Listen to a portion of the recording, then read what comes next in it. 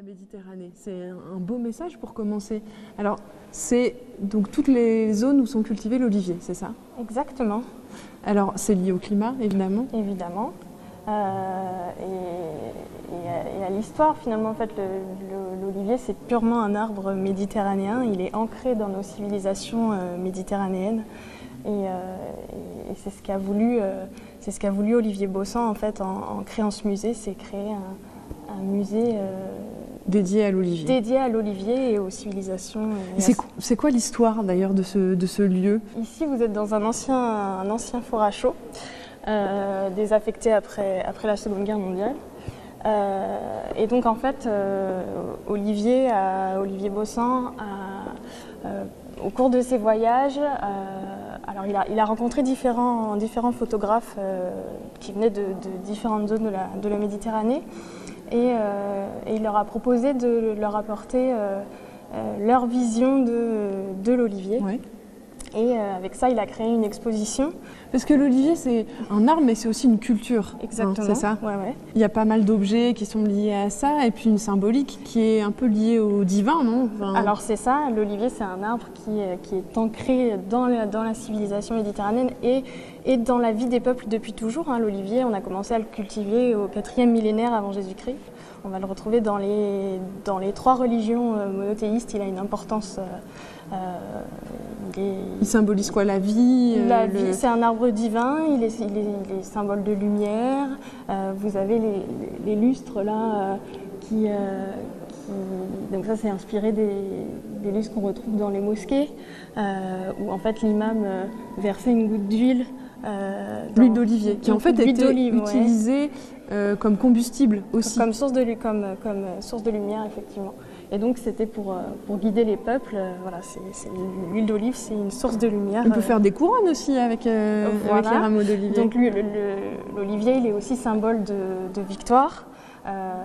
Tu vois, on offrait aux vainqueurs des Jeux Olympiques des couronnes d'olivier, pas que des couronnes de laurier, et on leur offrait des jarres remplis d'huile d'olive. Génial. Voilà. Il est plein de symboles. On va retrouver le symbole de l'immortalité. Tu connais les académiciens, l'Académie française, oui. On les appelle les immortels. Et sur leur costume, ils ont la broderie verte du rameau d'olivier.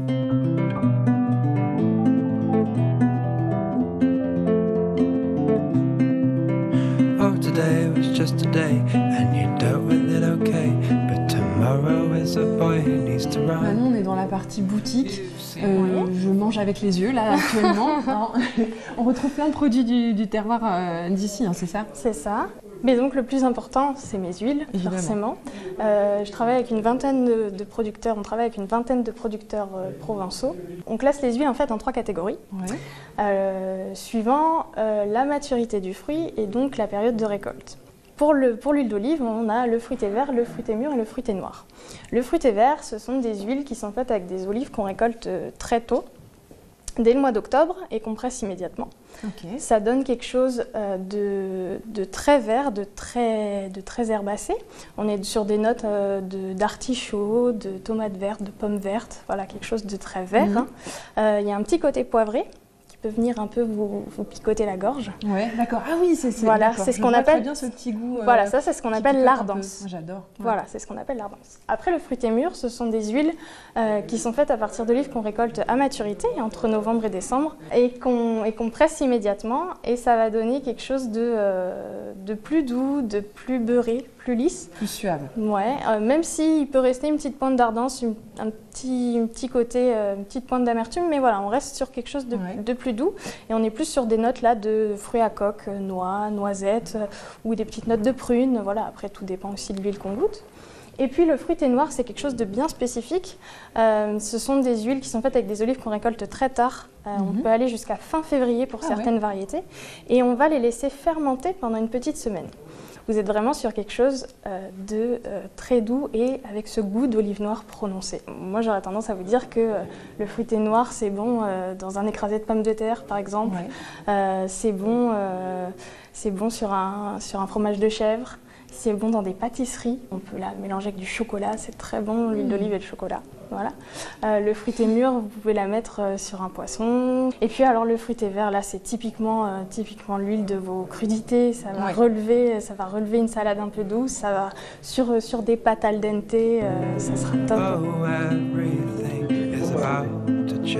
Manon avait également donné rendez-vous à Daniel pour venir déguster avec nous ses huiles d'olive. C'est sûr que quand c'est Daniel qui le fait. En discutant, il propose d'aller chez lui pour voir la récolte des olives. Ça tombe très bien, c'est pile la bonne saison. Alors, d'habitude dans Terre de France, on commence d'abord par rencontrer le producteur et ensuite on goûte. Bon là, on a fait un petit peu l'inverse, on a goûté et comme c'était très très bon, on était obligé de venir ici, Merci. te rencontrer ici, Daniel, au milieu de ces oliviers qui ont quel âge? Entre 200 et 300. Waouh, c'est... Pour être précis. C'est magnifique. Et alors en plus, le mois de novembre, c'est exactement le moment où il faut venir, c'est ça? Oui, parce que c'est le moment de la récolte. C'est là qu'enfin on va avoir le travail que nous avons accompli toute l'année pour obtenir des olives, de belles olives. Car pour faire une bonne huile, il faut de belles olives, de bonne qualité. Et comment on fait justement pour que l'olivier se sente bien ici? De quoi il a besoin? Il faut leur parler. Mais c'est vrai en plus, vrai. Non, mais c'est vrai. C'est une façon de parler, bien sûr. Il faut les aimer, ça c'est sûr. Il faut les aimer, il faut les soigner. Il faut s'en occuper, il faut les piocher les pieds, il faut les traiter, il faut les arroser et pour obtenir de belles olives. Et toi, tu vis ici aussi?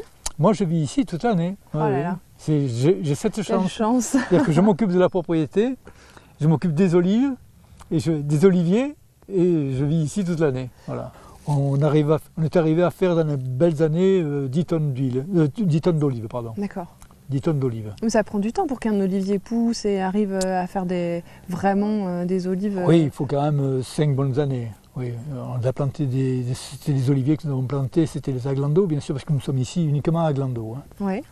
Enfin pas uniquement, mais essentiellement à aglandos. C'est des oliviers qui résistent au gel, c'est ça? Qui résistent bien au gel, c'est l'olivier vraiment du Luberon. Alors la machine qu'on entend au loin, qu'est-ce que c'est?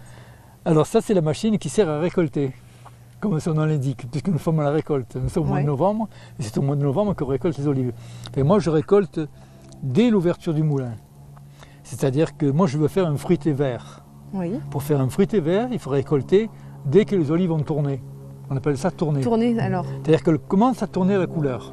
Parce que pour avoir l'agrément AOC, huile d'olive vierge extra, oui. C'est ça le principal. Ça, c'est le Graal de l'appellation. Ouais, exactement. Il faut commencer à la bonne saison et récolter de belles olives, de bonnes olives. Et ces bonnes olives, est-ce qu'on peut les voir pendant la récolte? On va aller les voir. Ouais. Si je vois que je vois vos yeux briller, vous avez envie de les voir déjà. Bah évidemment. Et bah alors super, on y va. Everything it knows, and I say, bring it closer to me.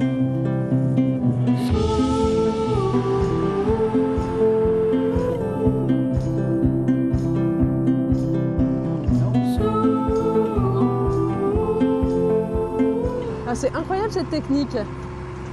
Oui, alors c'est une machine que j'ai louée à un agriculteur qui s'en servait pour ramasser les cerises. Ah oui. Les cerises pour faire les fruits confits. Ok. Alors je l'ai loué pour ramasser les olives. Et c'est très pratique. Mais c'est formidable, c'est pas pratique. Il évite 20 personnes. Et alors l'arbre, il est quand même très très secoué, c'est incroyable. Alors ensuite, comme vous le voyez, la pince arrive, on secoue donc l'arbre, qui ne risque absolument rien. Hein, parce que ça fait des années qu'on le secoue. Hein. Et ensuite, les olives tombent sur le tapis.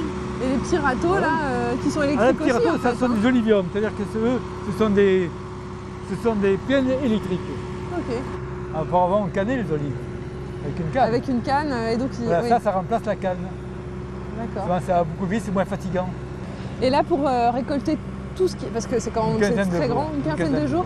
Oui, j'imagine qu'il faut quand même se dépêcher un petit peu pour que les olives ne soient pas trop mûres. Ah oui, là, on n'arrête pas, là. Hein. Toute la journée? Toute la journée. Eh ben, merci beaucoup, c'était vraiment magnifique. Merci. Et puis on peut peut-être continuer un petit peu la balade. Allez, d'accord. Quelle est belle cette route des senteurs et des saveurs de la Haute-Provence.